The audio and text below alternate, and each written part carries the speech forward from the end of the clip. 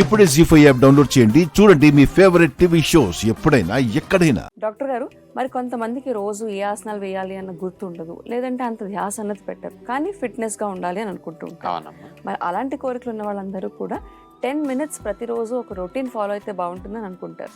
ఆ రొటీన్ ఏంటో ఒకసారి చూపిద్దామా? అలాగేనమ్మా. మామూలుగా ఉద్యోగ వ్యాపారాలు చేసేటప్పుడు శరీర అవయవాలన్నీ, కండరాలన్నీ, జాయింట్లన్నీ పట్టేస్తూ ఉంటాయి. ఇంటికి వచ్చిన తర్వాత కూడా నొప్పులతో పడుకోవాల్సి వస్తుంది. అసలు ఫిట్గా ఉద్యోగ వ్యాపారాలు బాగా చేసుకోవాలి, ఎంత స్ట్రెయిన్ అయినా బాడీ సపోర్ట్ చేయాలన్నప్పుడు ఈ బాడీని స్వాధీనం చేసుకోవటానికి కొన్ని మార్నింగ్ టైం ఎక్సర్సైజ్ చేస్తే మంచిది.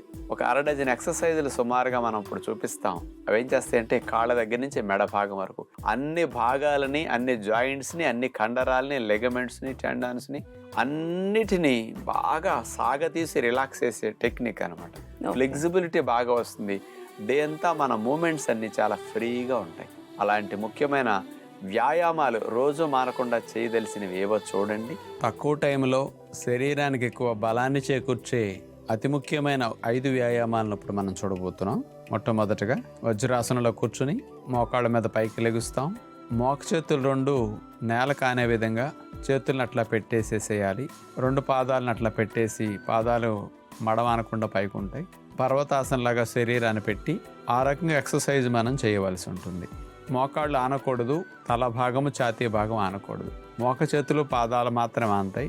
ఇక రెండవది, చేతులు వెనక ఆనిచ్చి మనం అట్లా కూర్చున్న తర్వాత పాదాలు కూడా ముందుకు పెట్టి 2 ఆనిస్తాం. చేతులు, పాదాలు మాత్రమే ఆనుంటాయి. ఇప్పుడు సీటు భాగాన్ని పైకి లేపి చేతుల మీద బరువు పడేటట్టు చేసి మనం వెనక కొద్దిగా వాళ్తాం చేతుల మీదకి. ఆ తర్వాత చూడండి, కుడికాలు ఆని ఉంటే నేలకి, ఎడమకాలు పైకి అట్లా లిఫ్ట్ చేస్తాం. ఆ తర్వాత ఎడమకాలు ఆనిచ్చి కుడికాలు పైకి లిఫ్ట్ చేస్తాం. ఇట్లా ఆల్టర్నేటివ్ కాల్ని పైకి లేపుతూ ఉంటాం అన్నమాట. ఇట్లా కంటిన్యూస్గా ఒక కాలు ఆనిచ్చి మరో కాలుని అట్లా పైకి లేపుతూ 15-20 సార్లు చేస్తే ఇటు చేతులకి, నడుము భాగానికి చాలా బలం వస్తుంది అన్నమాట దీనివల్ల.